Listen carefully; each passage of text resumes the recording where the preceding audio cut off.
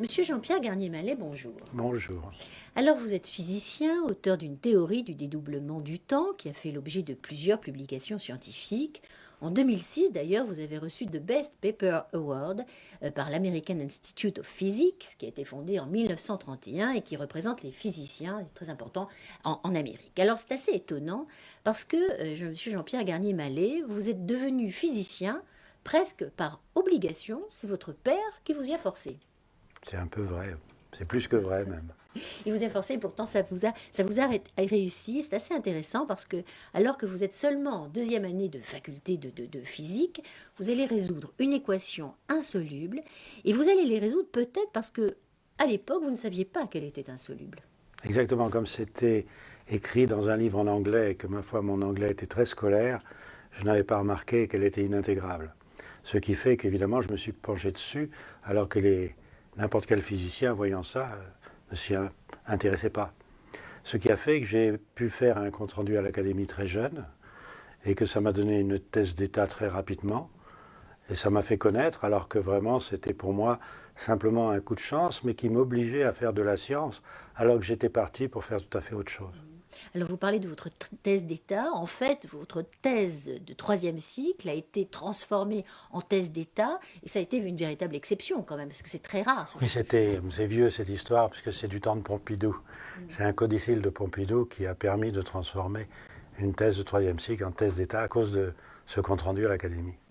Qui a aussi permis d'ailleurs d'acheter à l'époque, pour la première fois dans une université, un ordinateur IBM pour faire des calculs correspondant à l'intégration de cette équation.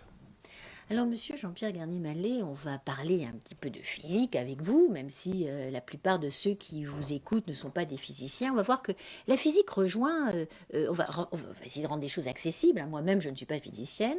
Et on va voir que la physique rejoint quand même beaucoup de préoccupations qui ont toujours été les préoccupations des philosophes.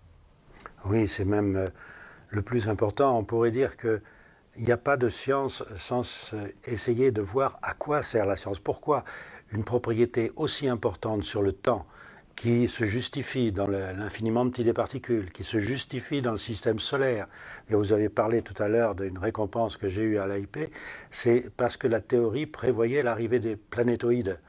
Et que donc toute cette justification, cette loi très importante ne servirait pas l'homme. L'homme est la science. L'homme n'est pas le serviteur de la science. Nous sommes la science. Donc nous sommes l'application de la science.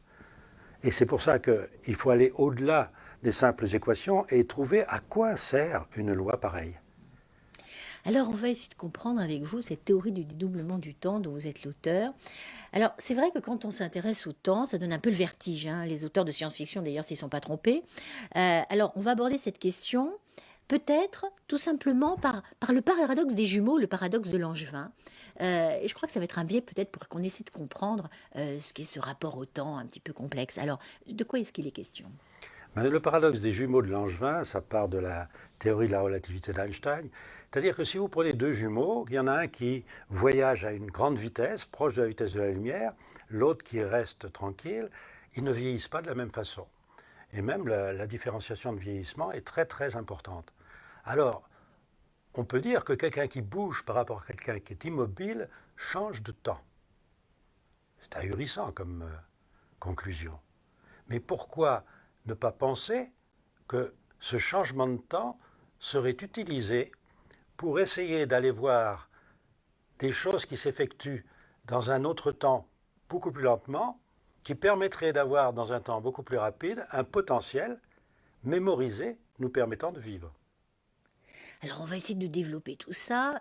Revenons 2 secondes sur ce paradoxe, que quand on monte dans un avion, on change de temps. On peut le vérifier, d'ailleurs, je crois qu'avec les avions à réaction, si on met une horloge à l'intérieur qui est embarquée, l'horloge revient avec une différence de quelques secondes. C'est pas comme ça que ça se passe. Il y a une expérience qui a été faite, oui, c'était en 72. On a mis des horloges atomiques au sol et dans un avion, car en fait, c'est l'accélération de l'avion qui nous permet de changer de temps.